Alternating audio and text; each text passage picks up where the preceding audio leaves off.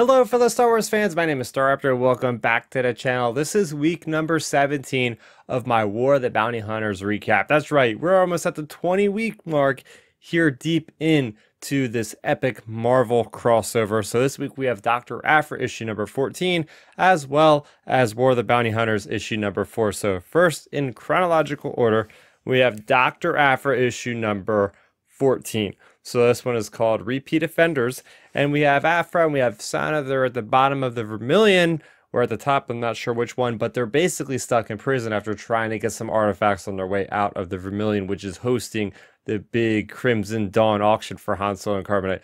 So they're not alone in the cell. And also Ariole as well as Just Lucky are in that cell. So we have these storylines converging. They were both separate. Now they're in the same spot and they have to find a way to get out. They have to work together. They stage a fake fight.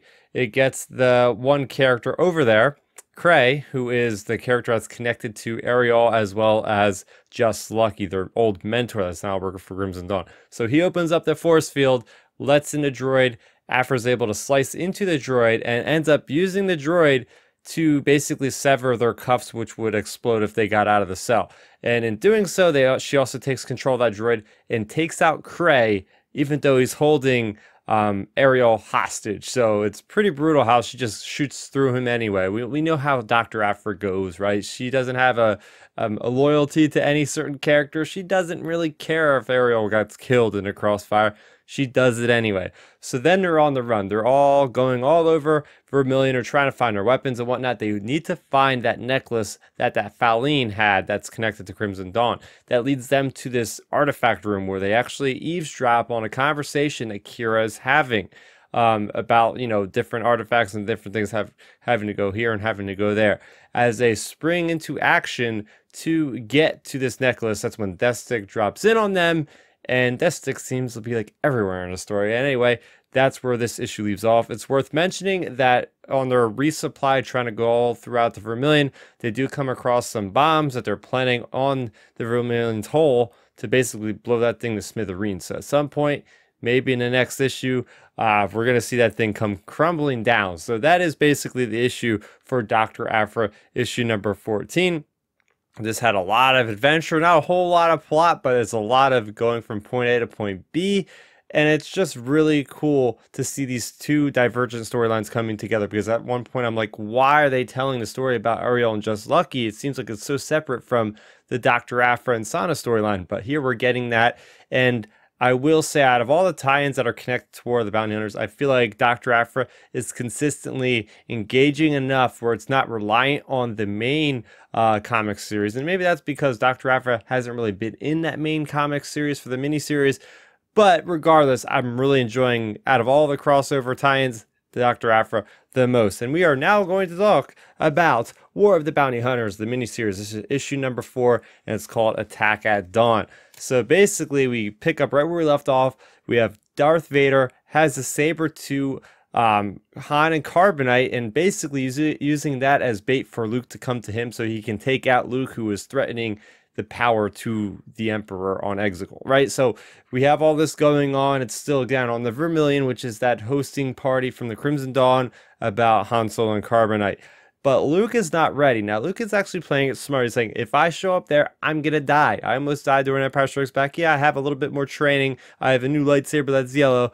I don't think I'm ready. So he basically says, look, I'm calling the shots, basically, on Vader. He says, you're going to come to me, basically. So we have Vader going in his TIE Advance up to the atmosphere to go take out Luke in his X-Wing. Meanwhile, we have Jabba the Hutt, who basically paid for Han Solo and Carbonite until Darth Vader basically said, like, no, you're not going to have them, even though he won it fair and square. Jabba just says, it's not worth it. I'm going to keep my, keep my head on here. I'm going to just leave this party. Whereas Bokku the Hutt, who had made that prior deal with Darth Vader, is not having any of that. He feels like the Hutts have been wronged by Vader, which they have, and he doesn't want to kind of show his weakness to the rest of the galaxy. So he's putting his foot down. He does not leave. So basically, we go to Boba Fett, who's trying to intercept Han Solo, who is now being shifted back to the Executor, while Vader is going to go and fight Luke. And just as he's about to take that shot to get Han Solo and Carbonite, who shows up but Dengar and Violent Valence are finally in the action. on this planet Qi'ra around the Vermillion. And we have this epic fight. Basically, Dengar ends up getting stranded on this like little platform of ice just floating out in the open ocean, surrounded by some kind of creature, it looks like. And it turns out that Valance and Boba Fett kind of come to an agreement where they'll help each other at least get Boba Fett, and then whoever decides what happens with Boba Fett once they have him in the possession, I guess it's going to be up to a duel. So they're chasing after Han Solo in Carbonite, which is aboard a Lambda-class shuttle. And also the rebels like Lando, Chewbacca, and Leia are also in YT-1300 Millennium Falcon, also there. And we have Boba Fett basically laying down one of his mines, sonic charges at 20%, because they don't want to kill, you know, they don't want to kill Han's friends. They just basically, Valance makes sure he doesn't do that, stuns it. But they also have, the Falcon also sets off Lobot's kind of ion, different slicing ability with Imperial craft to actually just take out the Lambda class shuttle as far as like taking out its engines.